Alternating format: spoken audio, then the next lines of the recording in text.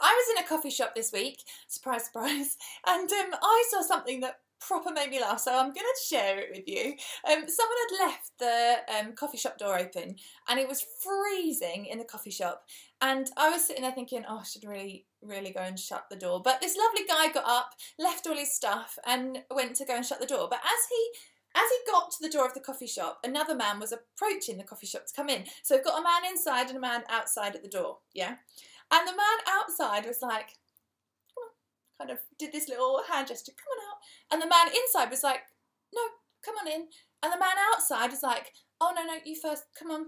And the man inside was like, no, please.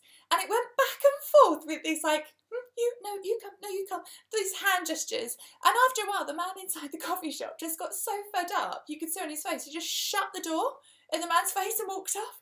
And the guy outside the coffee shop was just like, so confused at what happened, and there's me inside like giggling away. It was terrible. But it's got me thinking about communication, right? The communication between those two guys was what caused the confusion. If the guy inside the coffee shop had been like, went up and gone, oh, I'm actually shutting the door, it would have been so much easier.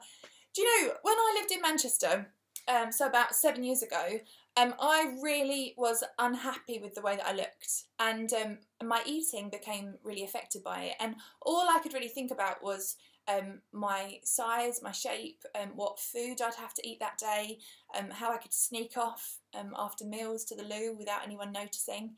And I kept it to myself for about 5 or 6 months maybe, and in that time I felt so alone. I felt completely ashamed and like no one would understand. And my friend Lucy used to ask me all the time, she used to be like, Meg, are you alright? And I'd be like, yeah, I'm fine. And I remember one night I'd been absolutely crying my eyes out, and I thought, oh, I need to tell Lucy. So I texted her and I met up with her and told her what I'd been going through and what I'd been feeling. And she was like, I knew something was up. You'd changed. And do you know what? I can't tell you the relief I felt after I spoke to her. Like, no longer was it just me carrying a secret on my own. And do you know what? Lucy, she didn't sort it all out. She didn't have all the answers. But she was just there, like walking alongside me, encouraging me and like making me smile on the days that I didn't feel like smiling. She'd just, yeah, encourage me, and she helped me to speak to the people that I really needed to speak to. You know, sharing how we're feeling and what we're going through can be really hard. Speaking to Lucy took a massive amount of courage because I was just worried what she was going to think about me. But communication is so important, because without it, we're just like those two guys at the door, just misunderstanding each other, wasting time, not getting anywhere, just getting frustrated.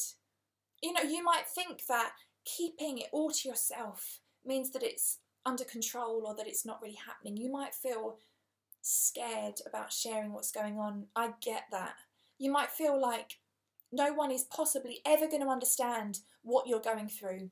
But whether you speak to a teacher, a friend, a parent, a sister, a doctor, speak. Don't keep these thoughts and feelings to yourself and just carry it by yourself. Don't lock yourself away. Do you know, whether you believe it or not, there are people who care. Whatever you are going through right now, don't close the door in people's faces. Please don't close that door. Communicate and let people in.